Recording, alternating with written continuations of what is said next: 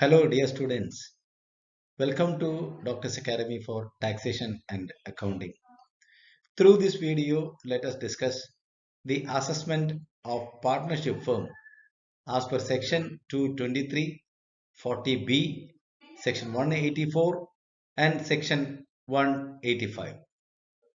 According to Indian Partnership Act 1932, a partnership is a relationship between two or more persons who have agreed to share the profits of a business carried on by all or any of them acting for all.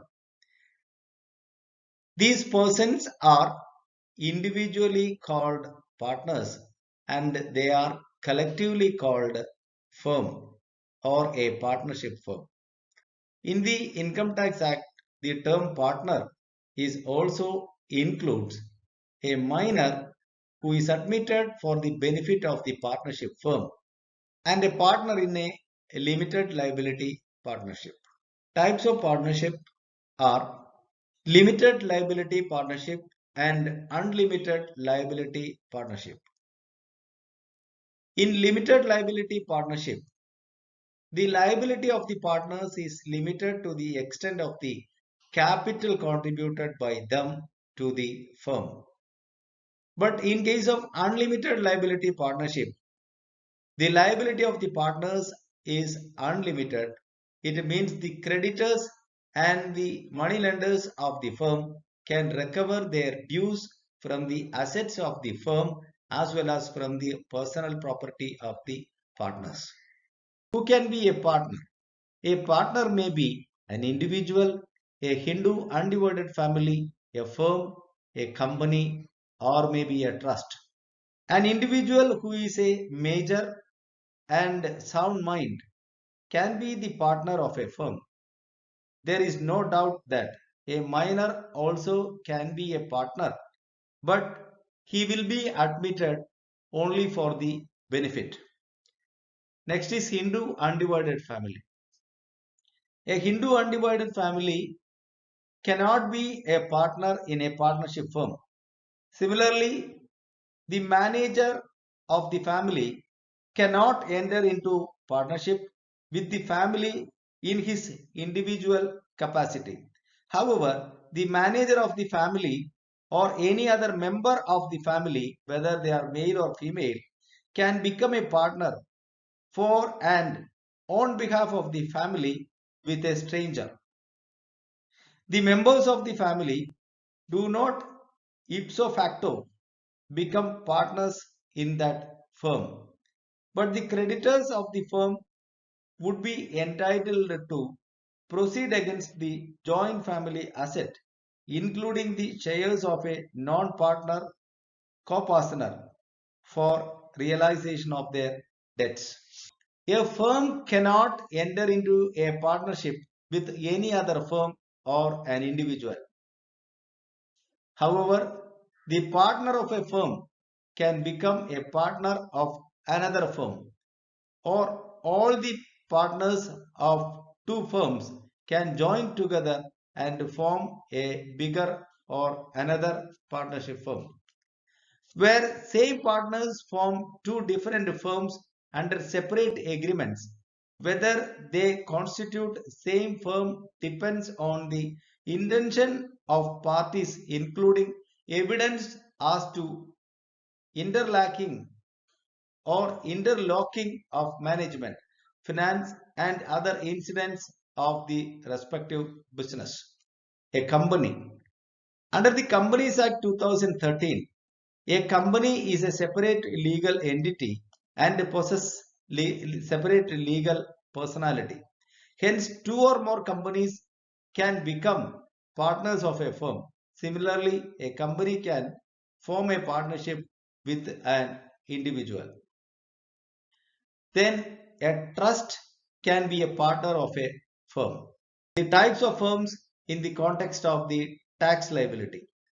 In the context of the tax liability, the firms classified into two categories, that is, the firms fulfill the conditions of section 184 of the Income Tax Act and the firms does not fulfill the conditions of section 184 of the Income Tax Act.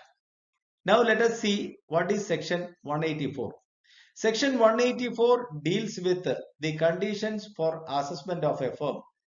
Point 1 says, a firm shall be assessed as a firm if the partnership is evidenced by an instrument called partnership deed. And point B, the individual shares of the partners are specified in that partnership deed.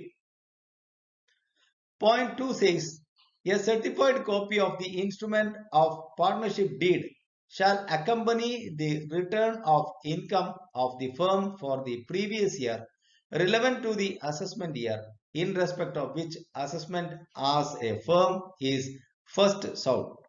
If once a firm is assessed as a firm for any assessment year, it shall continue to be assessed as a firm for every subsequent year if there is no change in the constitution of the firm.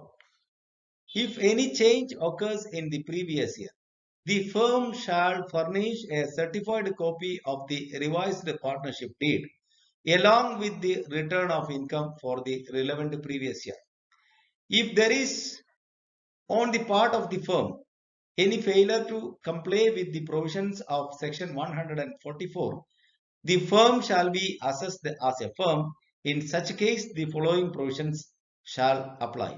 Condition 1 says, no deduction by way of payment of interest, salary, bonus, commission, or remuneration by whatever name called made by the firm to its partners shall be allowed in computing the income chargeable under the head profits and gains of business or profession.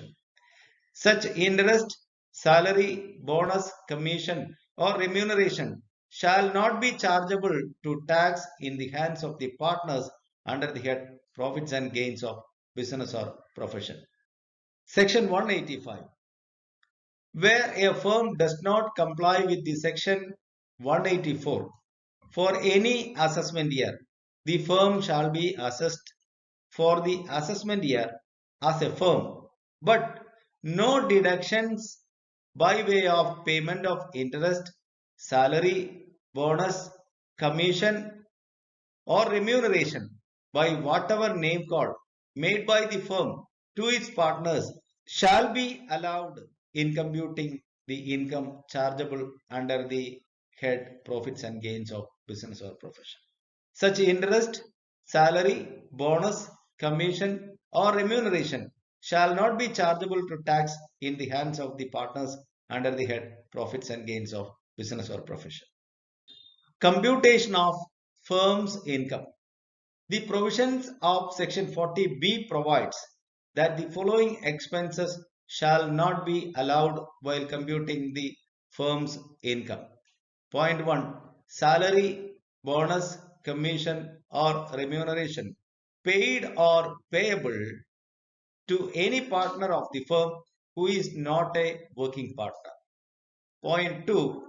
Payment of remuneration which is neither authorized nor in accordance with the terms of the partnership deed to any partner being working partner is disallowed. Similarly, payment of interest which is neither authorized nor in accordance with the terms of the partnership deed to any partner is disallowed. Payment of remuneration authorized by and in accordance with the terms of earlier partnership deed to any working partner for any subsequent period is allowed as deduction. Thus, it should be payable after the date of the partnership deed. Payment of remuneration restricted with the following. On the first rupees 3 lakh book profit, rupees 1,50,000 or 90% of the book profit, whichever is more, and on the balance of book profit at the rate of 60% would be considered as the maximum amount of remuneration according to section 40B.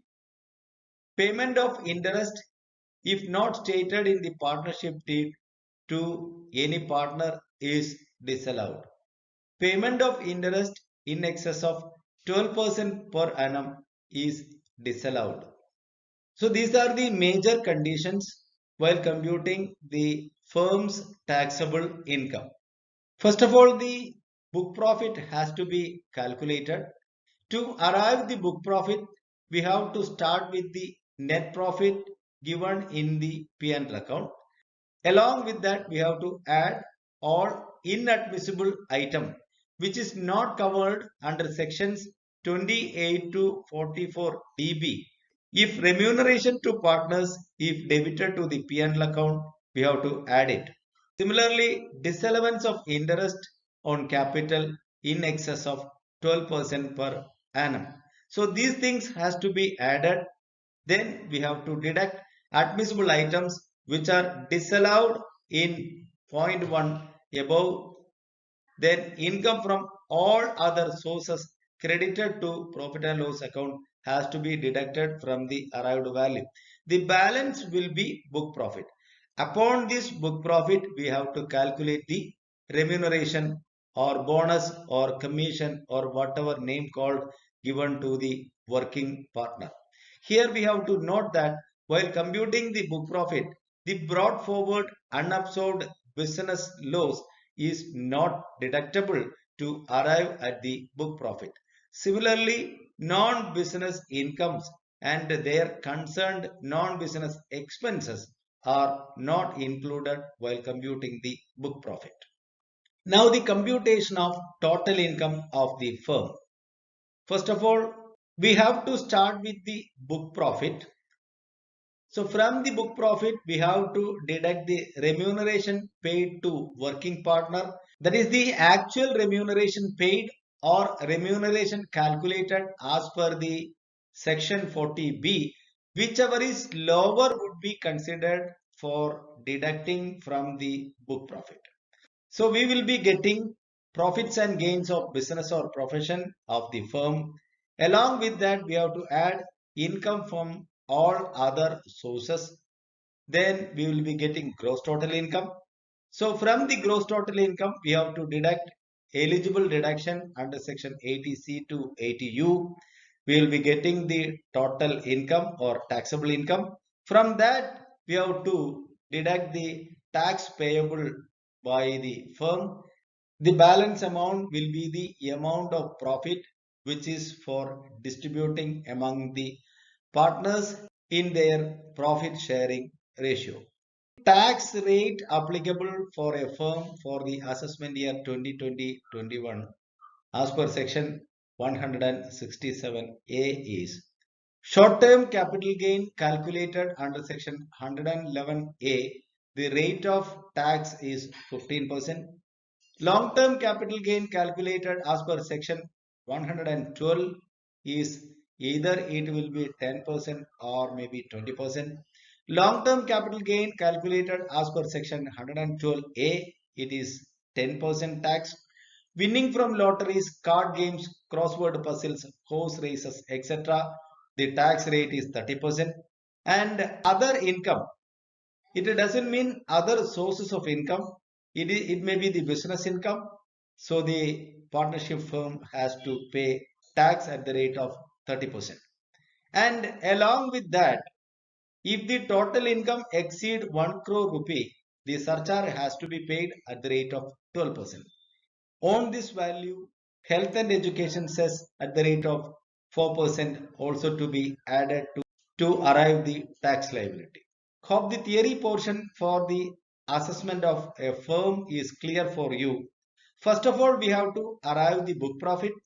On the book profit, the remuneration can be deducted. The balance so arrived would be taken for computation of tax liability of the partnership firm. And hope this concept is clear. In the upcoming video, let us discuss problems in this area of computation and assessment of partnership firm. Hope this video is going to be useful for you. If it is, please share it with your friends and others in your contact. Thank you very much for watching Doctor's Academy for Taxation and Accounting.